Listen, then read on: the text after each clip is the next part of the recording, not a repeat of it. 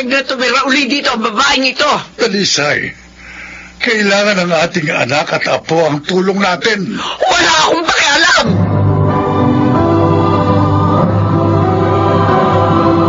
Handog ng DZRH ang tula sa kanyang panahon. May mga nagsasabing kapag nag-asawa na ang anak, ay tapos na rin ang tungkulin sa kanya ng kanyang magulang. Totoo nga kaya ito? Kailan nga ba natatapos ang tungkulin ng magulang sa kanyang anak?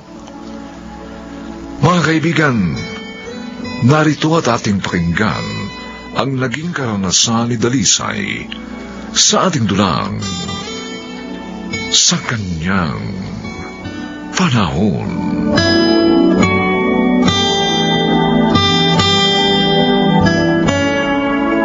Arcadio, bakit kanina ka pa walang kibo?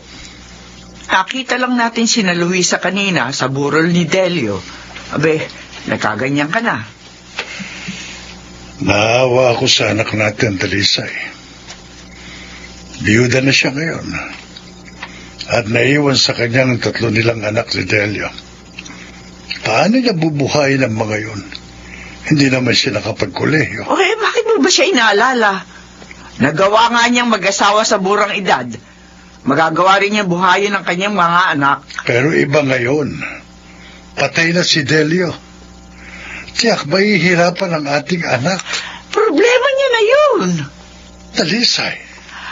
Na mag-asawa siya na maaga. Natapos na rin ang tungkulin natin sa kanya.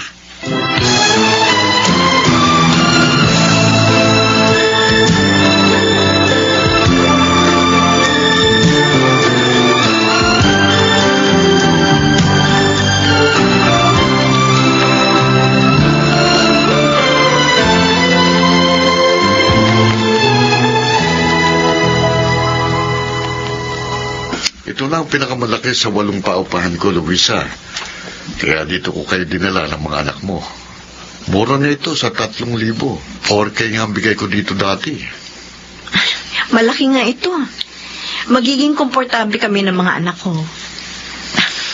Salamat sa pagpapaupa mo nito sa amin ng mura, ha? Ayos lang yun.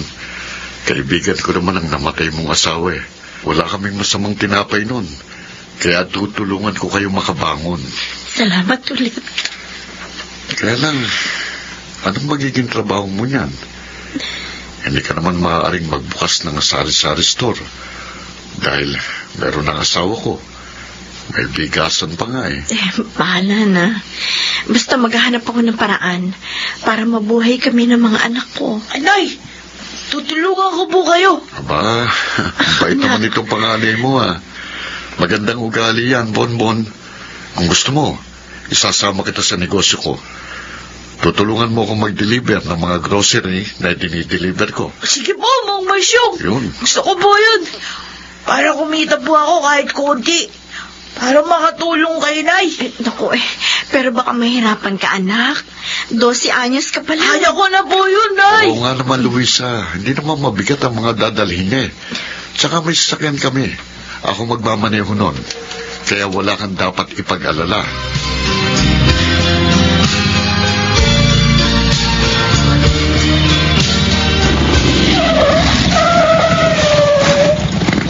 Oh, Bonbon. Oh, Narito na tayo. Kunin mo na yung isang plastic. Kung kape, gatas, asukal at ilang noodles lang ang laman yan, ha? Kaya magaan lang yan. po. Oo nga po. Magaan nga lang to, Mang Marsyong. Saan ko po ito dadalhin? Medyo lalakad ka nga lang, pero may sasalubong naman sa'yo. Kukunin yan. At ibibigay sa iyong bayan yan, ha? Sige po. Ingatan mo pera, ha? Opo, Mang Marsyong.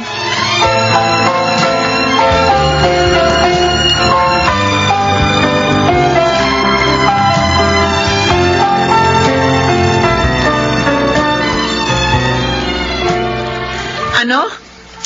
Galing ka kina Luisa, kaya ngayon ka lang. Oo. Dumaan ako doon pagkagaling ko sa opisina. Dinala ko sila ng mga pangangailangan nila. Dahil nabutan ko rin ng konting pera. Aba, hindi mo dapat ginawa yun. Pinagod mo lang yan sarili mo. Dalisay, anak natin siya. At kahit hindi dumaing, alam nating nangangailangan siya. Kaya dapat nating damayan. Lalo na't nakaluluwag naman tayo. Pero sa dalawa nating anak, hindi ka naman ganyan. Dahil maayos ang buhay nila. May matatag silang trabaho. Maging ang mga manugang natin. Ikaw nga hanggang ngayon galit ka pa rin sa ating bunso. Hindi mo pa rin siya mapatawad. Naghihirap na siya. Yon ang bagay sa matigas ang ulo na katulad niya. Matagal na yun. Kalimutan mo na sana.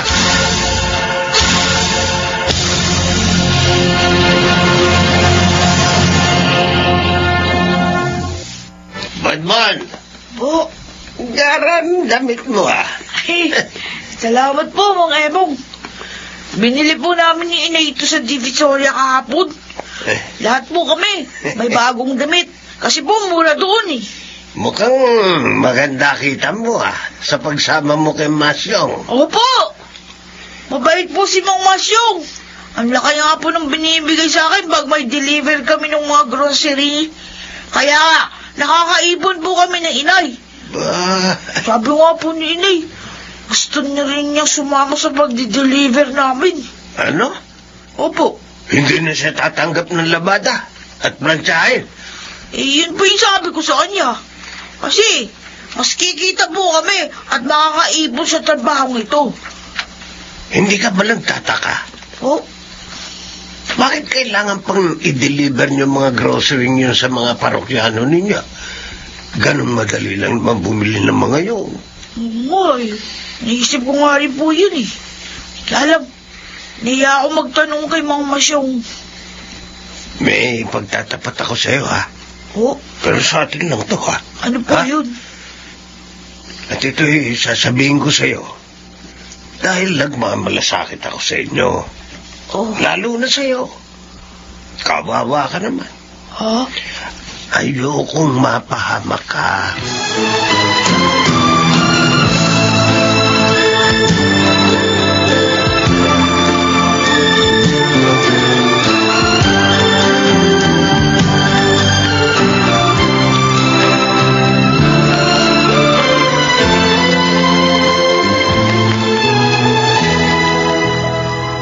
Ano?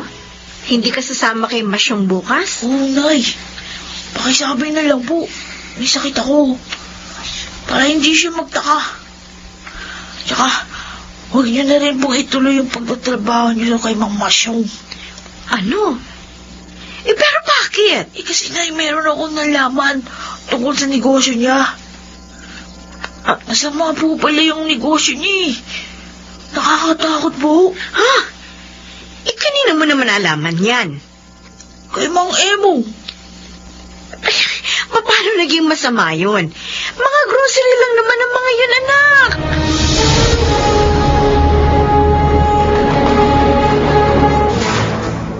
Ito na ang merienda natin, anak.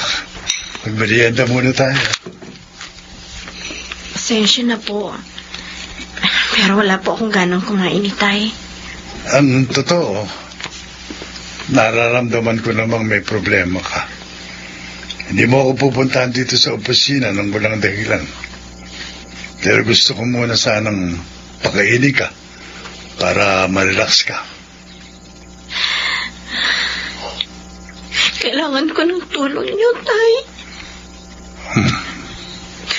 Umiiyak ka. Anong problema, anak? Si Bonbon po. Napasok sa pagdi-deliver ng illegal na droga.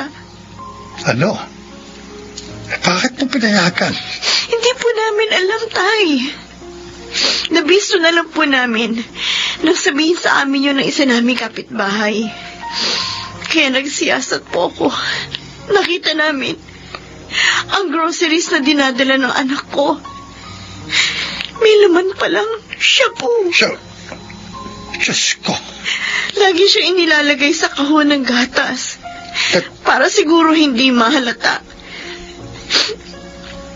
Itay, gusto ko na po umalis kami sa lugar na yun.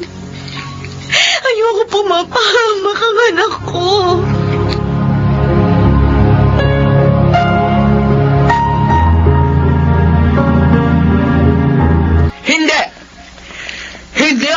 papayag na tumira uli dito ang babaeng yan. Dalisay, kailangan ng ating anak at apo ang tulong natin. Wala akong pakialam. Nay, kahit pansamantala lang, pag may trabaho na po ako, hahanap po ako na maaari namin tirahan. Nag-asawa ka na maaga. Tapos ngayon idadamay mo kami sa mga problema mo. Sana naman papatawarin niyo na ako. Inaamin ko po, mali ako sa pagtatanan sa halip na magtapos ng pag-aaral. Pero pinagsisisihan ko na yun. At patay na rin po ang asawa ko. Sana naman mapatawad niyo na ako, Nay. Hindi. Sinaktan mo ng labis ang damdamin namin. Dapat lang sa'yo maghirap. Tumigil ka na, Dalisay. Sinabi ko na sa iyo ang panganib na kinasuotan nila. Ayaw mo pa rin tumulong. Nasaan naman ang puso mo? Ikaw ang tumigil, Ricardo. Kapag itinira mo sila dito, magkakagulo tayo. Huwag na kayo magalit, Nay. Sige po, aalis na lang kami. Bahala na kung saan kami titira. Hindi. Hindi, anak. Sasamahan ko kayo. Ricardo! Narinig mo sinabi ko, Dalisay. Tutulungan ko si Luisa. Ihahanap ko sila ng matitirahan. At wala kang magagawa. Dahil ako ang padre de pamilya. At siyang naghahanap buhay dito.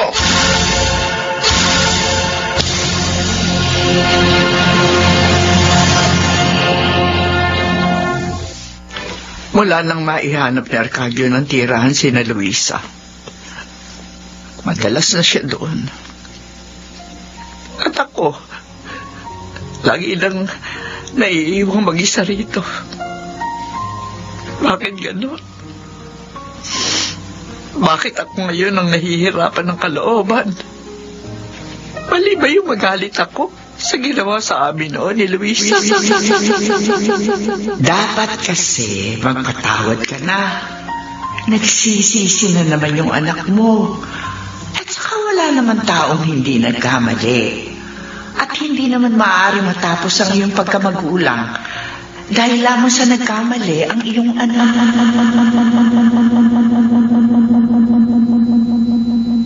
Diyos ko. Ituro mo po sa akin. Ano ba ang dapat kong gawin? Nahihirapan na po ang aking kalooban.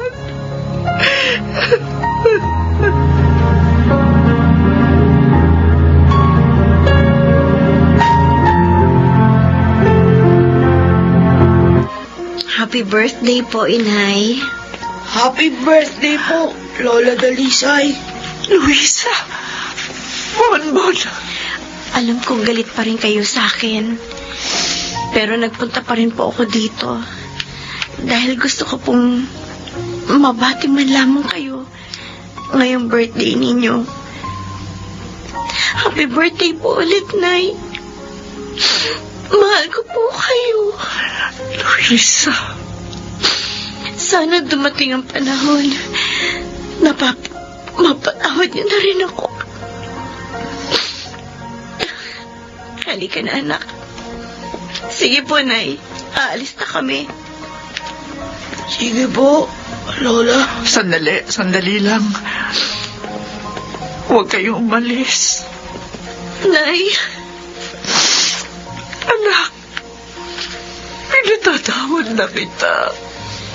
Nay. Hindi ko. Magsisimula tayong muli ng isang maligayang buhay.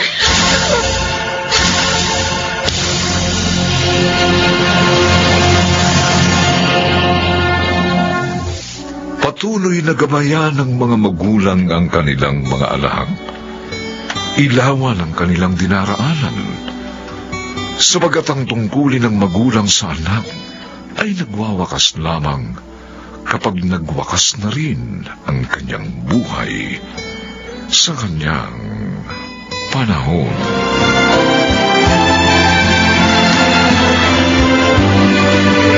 Mga nagsiganap: Susan Robles, Bobby Cruz, Chiquit del Carmen Amor, Rosana Villegas, Phil Cruz, at Lionel Benjamin. Special Sound Effects Jerry Mutia. Technical Supervision Bong Muyar at Eric Lucero. Musical Scoring Buboy Salonga. Ang kasaysayang ito'y mula sa panulat ni Telma Corporal Alcantara. At sa pinagsamang direksyon ng inyong lingkod June Martin de Gaspi at Bobby Cruz. Sa kanyang panahon.